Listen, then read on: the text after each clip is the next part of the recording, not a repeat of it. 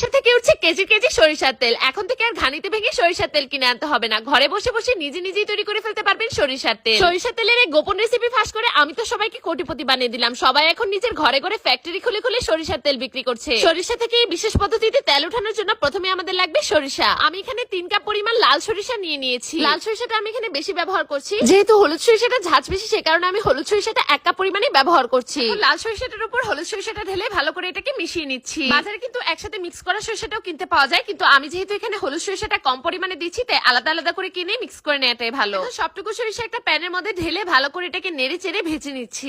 দেখতে পারবেন লাল সরিষাগুলো একদম কাঁচা হয়ে গিয়েছে আর হলুদ সরিষাগুলো একদম লাল লাল হয়ে গিয়েছে। এই পর্যায়ে যখন দেখবেন সরিষার একটা ঝাঁঝালো স্মেল আপনাদের নাকে চলে এসেছে, তখনই কিন্তু সরিষা ভাজাটা বন্ধ করে দিতে হবে। এখন একটা বাটির মধ্যে সবগুলো সরিষা আমি ঢেলে নিচ্ছি। স্টেপগুলো কিন্তু অবশ্যই আপনাকে ফলো করতে হবে, তা না হলে সরিষা থেকে তেল কিন্তু আপনারা সহজে উঠাতে পারবেন না। এখন 1 কাপ পরিমাণে পানি আমি সরিষাটার উপর ঢেলে দিচ্ছি। ভালো করে সরিষাগুলোকে ভিজিয়ে রাখতে হবে 10 মিনিটের জন্য। 10 মিনিট ভিজিয়ে রাখলে সরিষাগুলো কিন্তু এরকম ফুলে ফুলে উঠবে, দেখতেই পাচ্ছেন। আমি হাত দিয়ে আপনাদেরকে দেখিয়ে দিচ্ছি। 20 মিনিট পর ভালো করে কষলে কষলে সবগুলো সরিষা ধুয়ে নিতে হবে। এবার একটা ছাঁকনি চামচ দিয়ে সরিষাগুলোকে পানি থেকে ঝারিয়ে নিতে হবে। হালকা ভেজা ভেজা অবস্থাতে এটাকে ডিরেক্ট ব্লেন্ডারের মধ্যে দিয়ে দিতে হবে। এ পর্যায়ে কোনো ধরনের পানি অ্যাড করা যাবে না। আমি অল্প অল্প করে ব্লেন্ডার জারের মধ্যে দিয়ে নিচ্ছি। যেহেতু আমি অনেক পরিমাণে সরিষা ব্যবহার করছি, তাই আমি 2 বারে কিন্তু এটাকে ব্লেন্ডার করে নিয়েছি। দেখতেই পাচ্ছেন ব্লেন্ড করার পর এরকম একটা স্মুথ পেস্ট কিন্তু আপনারা পেয়ে যাবেন। এখন আমি সবগুলো সরিষা পেস্ট একটা বাটির মধ্যে ঢেলে নিচ্ছি। আপনাদেরকে আবারও দেখিয়ে দিচ্ছি, সরিষা পেস্টটা কিন্তু ঠিক এরকমই হবে, কোনো ধরনের পানি কিন্তু নেই এখানে। এখন এই সবটুকু পেস্ট একটা পাত্রের মধ্যে ঢেলে নিতে হবে। চুলার আঁচটা একদম বাড়িয়ে দিয়ে সবটুকু যে গায়ে গায়ে রস লেগেছিল সেটাকে একদম শুকিয়ে নিতে হবে। চাপ দিবেন আর দেখতে পারবেন ভেতর থেকে কিন্তু তেল একদম চুপচুপ করতে থাকবে। পানিটা যখন শুকিয়ে যাবে তখন নাড়াচাড়া করে মাঝখানে একটু জায়গা ফাঁকা করে দিলে দেখতে পারবেন মাঝখান থেকে কিন্তু তেল একদম ভেসে ভেসে আসছে। এই পর্যায়ে 1 কাপ পরিমাণ সরিষার তেল আমি এখানে ঢেলে নিয়েছি। সরিষার তেলটা দেওয়ার কারণে কিন্তু সহজেই সরিষা থেকে তেলগুলো ছেড়ে দেবে। আপনারা চাইলে যে কোনো খাওয়ার তেল ব্যবহার করতে পারেন, আমি কিন্তু এখানে সরিষা তেলটাই ব্যবহার করেছি, তাতে করে ফ্লেভারটা কিন্তু একদমই ঠিক থাকবে। সাইড দিয়ে দেখতেই পাচ্ছেন উপর দিয়ে কিন্তু চুপচুপ করে তেল উঠতে শুরু করে দিয়েছে। এখন যতই নাড়বেন ততই কিন্তু ভেতর থেকে তেল উঠতে থাকবে। দেখতেই পাচ্ছেন সরিষা কিন্তু সবটুকু তেল ছেড়ে দিয়েছে। আপনারা এখন শুধু নাড়তে থাকবেন আর তেল খালি উঠতে থাকবে। ভেতরে সরিষাগুলো যখন একদম মুচমুচে হয়ে যাবে তখনই কিন্তু বুঝতে হবে সবটুকু তেল বের হয়ে গিয়েছে। এই পর্যায়ে চুলার আঁচটা বন্ধ করে এটাকে ঠান্ডা হতে দিতে হবে। একদম পিওর তেলটা ওঠানোর জন্য একটা ছাঁকনি চামচ দিয়ে উপরে একটা কাপড় দিয়ে দিচ্ছি। এই সুতি কাপড়ের উপরে আমি সবটুকু সরিষা ঢেলে নিচ্ছি।